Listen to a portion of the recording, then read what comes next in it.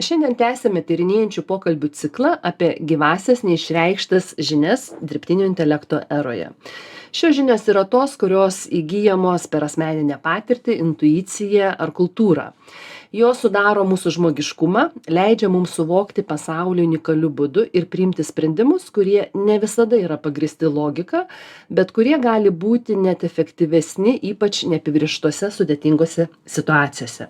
Šiandien mano pašnekovė neuropsichologijos mokslų daktarė, Vilniaus universiteto filosofijos fakulteto lektorė Ramunė Dirvanskienė.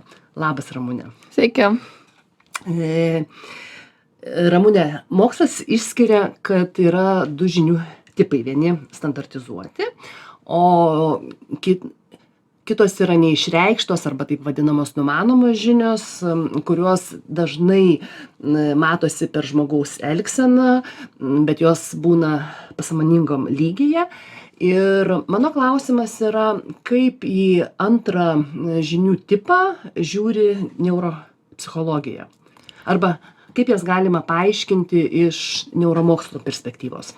Tai neuropsichologija yra mokslas, kuris aiškinasi, už kokias funkcijas, kurios smegenų vietos yra atsakingos ir atvirkščiai. Jeigu mes žinome smegenų funkciją, bandome jai priskirti lokalizaciją. Na ir tuomet ieškome tų sutrikimų. Tai labiau klinikinis mokslas. Bet tas skirstymas jisai nėra tiek griežtas, bet pagal tai, kurios smegenų vietos pažeidimai nulėmė kokių funkcijų sutrikimą, mes žinome, kad tos semantinės žinios, labiau epizodinė atmintis, kas darė, kur, koks daiktas, tokio tipo pobūdžio žinios, jos daugiau gyvena smegenų žievės smilkinių skiltyje esančiose semantinėse, žievinėse zonose.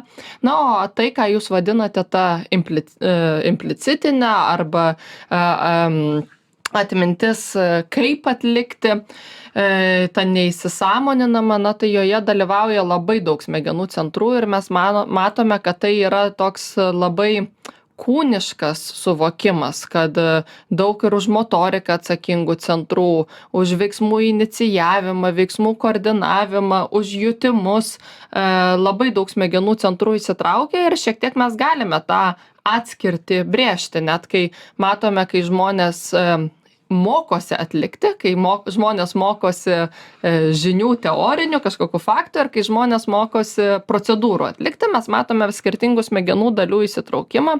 Jeigu tai yra žinios, kaip sausų faktų kalimas, žodžių sąrašo kalimas, tai daugiau tai yra siejama su hipokampo veikla, na, bet jeigu mes mokomės važiuoti dviračiu, kur tokie dalykai, kur aš negaliu papasakoti, kaip važiuoti dviračiu. Nu, tu tiesiog bandai ir vat kažkaip gaunasi. Nu, tai mes matome daugiau motorinių žievių, pamato branduolių, smegenėlių zonų įsitraukimo. Tai neuroanatominiu pagrindu mes galime skirti, kad tai yra labiau vieno pobūdžio veikla ar kito. Ir jeigu mes jas pabandytume įvardinti, tai vienos yra, kaip sakėt, epizodinės daugiau. Ar aš teisingai suprantu? Tos atminties tų skirstimų yra daug ir tie terminai yra painus, bet jeigu taip labai supaprastintai, tai yra žinios, kurias aš suvokiu ir galiu papasakoti. Kažkokie faktai, kažkokie įvykiai, kažkokie vardai, pavadinimai ir yra žinios, kurių aš nelabai galiu papasakot, bet kažkaip aš sugebu tai daryti. Tai yra daugiau tokios kaip procedūros, mąstymo būdai, kažkas, ko aš taip pat išmokstu ir su laiku vis atlikdamas vis tobulinu, bet jeigu reiktų papasakoti, kaip daryti tą ir tą, man būtų sudėtinga. Dabar darydama eilę tyrinėjančių pokalbių šią temą, savo atrandu, kad matyt konkrečios žinios tos epizodinės ir yra, o abstrakčios tos yra, kur mes negalim perduoti ir dažnai būna, kad žmonės sako, man reikia konkretumo. Tai iš principo yra matyt nuoroda tai, kad jis remiasi į tą dalį žinių, kurios yra labai konkrečios ir yra perduodamos. Ir mes, aišku, bandome tas atskirti žinias, bet tai turbūt yra vientisas darinys ir tu negali jų atskirinėti. Apskritai dabar, kuo toliau, to vis labiau einama prie to įkūnyto suvokimo. Na, tarkime, jeigu aš labai gerai moku šokti baletą, ir aš po to žiūriu įrašą, kaip kitas žmogus šoka baletą, tai mano smegenyse be galo aktyvuojasi sritis, kurios atsakingos už koordinaciją, už judesių inicijavimą, už ritmo nuspėjimą, už planavimą. Ir man atrodo šiek tiek, kad lyg ir aš darau tos judesius. Tai įsivaizduokite dabar, kad aš baleto niekad gyvenime nešokus ir aš kaip tų judesių atlikti nežinau. Tai to paties potyrio aš turėti negaliu. Tai yra labai įkūnytas suvokimas ir tai, ką mes tą kalbame apie negaliu papasakoti, bet kažkaip ir tai yra labai susijęs su patirtim, su kūno potyriais ir tikrai sunku nupasakoti, reikia išmokyti, kaip tai daryti. Dabar mes gyvenam tam laikmetyje, kai labai daug kalbame apie dirbtinio intelekto naujus atsiradusius įrankius ir jų naudojimą. Ir mano suopračiu, kad dalį tų epizodinių žinių mes jiems ir atiduosim. Ir žmogaus pranašumas, lyginant su dirbtiniu intelektu, lieka tos numanomos žinios. Kaip čia koreliuoja neuropsichologija? Mes matome, kad kai technologijos tobulėja ir vis daugiau tų funkcijų yra perduodama išoriniams objektams, ar tai būtų seniai evoliucijos eigoje tiesiog rašytiniai šaltiniai, kur galima sudėti žinias ir tampa nebe taip svarbu jas visą laiką žinoti ir pasakojimo kultūra pradeda nukentėti. Dabar mes matome, kad žiniom persikeliant į erdvę, iš kurios labai lengva jas gauti, prastėja žmonių tarpusavio santykiai, nes vis mažiau reikšmės yra priskiriama tom žiniom, kurias kitas gali papasakoti. Tai jeigu man kažką reikia sužinoti, aš jau ne kreipsiuosi savo kontaktus, iš kurių galiu gauti tą informaciją, o tiesiog pats galiu rasti erdvėje, todėl labai socialinis gyvenimas nukenčia. Poreikis megzti, poreikis palaikyti kontaktus, bendravimo įgūdžiai. Čia labiau mes šitose srityse matome praradimus. Tos, pavyzdžiui, išvystymas žemėlapių programėlių, matome, kad tie žmonės, kurie daugiau jomis naudojasi, jiem po to tampa sunkiau orientuotis erdvėje, sunkiau rasti kelią, sunkiau atsiminti kelią ir prastėja už orientaciją erdvėje ir suvokimą, kur esi, atsakingų smegenų dalių veikla. Tai kokią funkciją mes dirbtinai beišvystytumėm ir kuo dažniau mes ją naudosimės, tuo gebėjimas tą funkciją patiem atlikti vis prastesnis. Mūsų smegenys yra be galo tingus organas, jos jeigu gali su mažiau energijos atlikti tą pačią funkciją, tai iškart išardys ląsteles. Tikrai nesinešios, nes tik apie 2 procentus kūno svorio sudaro smegenis, o sunaudoja apie 25 procentus energijos. Tai labai naudojasi dirbtinio intelekto galimybėmis. Aš pati mėgstu naudotis, tikrinti savo anglų kalbos gramatiką su ChatGPT, tikrinti struktūrą ir aš matau, kaip mano gebėjimas konstruoti sakinius anglų kalba rašytiniu būdu jau pradėjo nukentinėti. Aš jau tapau priklausoma nuo to įrankių. Aš jau savo resursais nepasitikiu. Tai kol kas džiaugiuosi, kad lietuvių kalba tokie įrankiai nėra puikiai išvystyti, bet jau matau rezultatą ir kuo daugiau tų gebėjimų perduoti, to natūralu prastėja. Aišku, tai, ką mes vadiname procedūrinė atmintimi, tie kaip daryti, kai reikia daryti sprendimą, į kurį elementą labiau atsižvelgti, tie socialiniai niuansai, empatiniai gebėjimai, kol kas jie dar dirbtinio intelektui neįkandami. Vieni dalykai dirbtinio intelekto yra lengvesni nei kiti, bet jeigu mes galvojame į ateitį, tai manau, kad ir toj srity bus vystomi tie gebėjimai. Noriu pratęsti tavo mintį. Viena kolegė, kuri yra viešojo kalbėjimo ekspertė, pasakojo, kad pasiruošė vieną jai mažai pažįstamą tema prezentacija su dirbtinu intelektu ir per visus principus viešojo kalbėjimo, per kriterijus, tai yra tobula prezentacija, sako, aš perskaičiau ir staiga suprantu, o kur aš?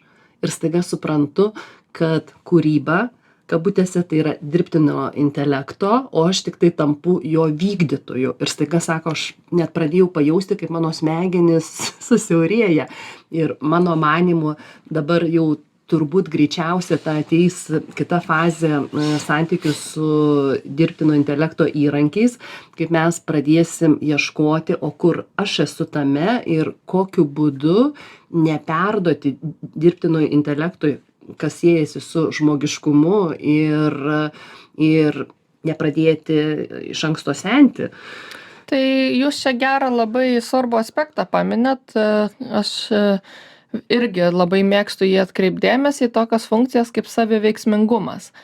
Tiek kiek studijuoju vaiko raidą, tiek laimę vyresnėme amžiuje saviveiksmingumas, pasitikėjimas savimi tikrai turi didelį svorį. O kaip saviveiksmingumas yra vystomas? Tai yra išsikeliant įveikiamą užduotį, ją įveikiant, matant grįžtamąjį ryšį, ir mes matome ir neurocheminius pokyčius, tą atlikus, dopaminas išsiskiria, jeigu tai yra dar prie kitų žmonių, tai ten oksitocinas, serotoninas ir ta fiziologija, jinai vyksta ir mes nuo to tampame laimingi.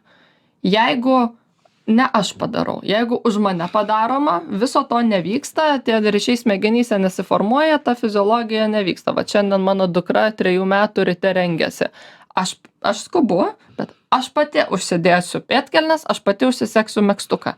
Jeigu aš už ją užsegu, labai nelaiminga, labai nepatenkinta ir pikta. Tai aš panašiai įsivaizduoju kaip 3 metų vaiko santykio su Dievu, mūsų santykio su dirbtiniu intelektu, nes kai mes padarom patys, kai mes įnešam indėlį, net jeigu yra prastesnis rezultatas, mes būname daug laimingesni, nes ir tą matome ir fiziologinių lygmenių pagal tai, kokios cheminės medžiagos išsiskiria. Jeigu už mus kažkas kitas padaro, jos neišsiskiria ir nuo to priklauso laimė.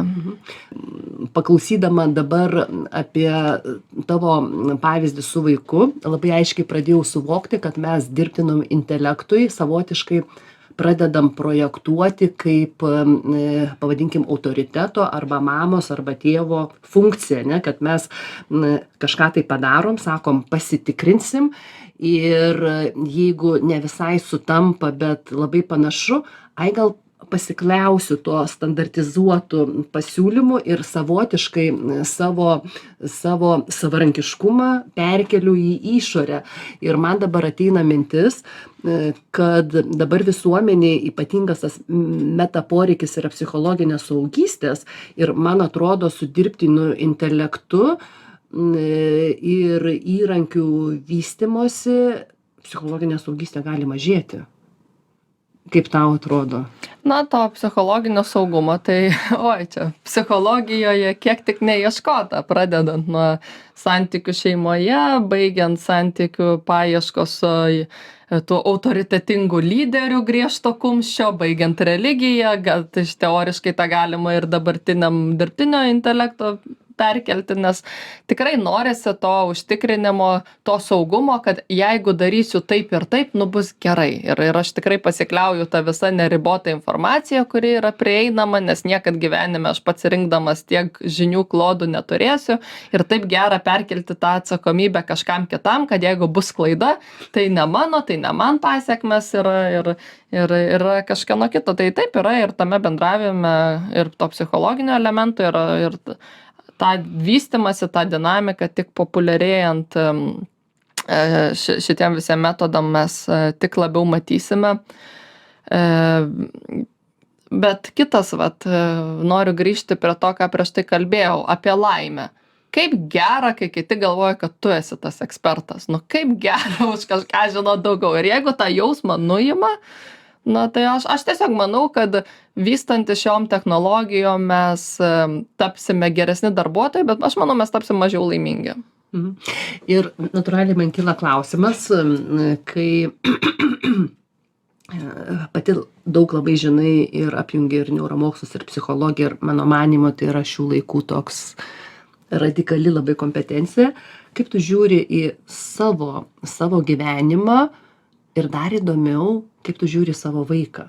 Aš kai kada savo pagalvoju, kad dabar būtų maži mano vaikai, aš tiesiog net nežinočiau, kaip auklėti, žvelgiant iš dirbtino intelekto įrankio perspektyvos. Tai man iš karto 2 klausimai. Vienas apie pačią, o antras apie savo vaiką ir pamąstymus, ką tu jai darysi. Apie vaiką ir ateitį skaitmeniniam amžiuje ar apskritai apie raidą? Apie ateitį. Mhm.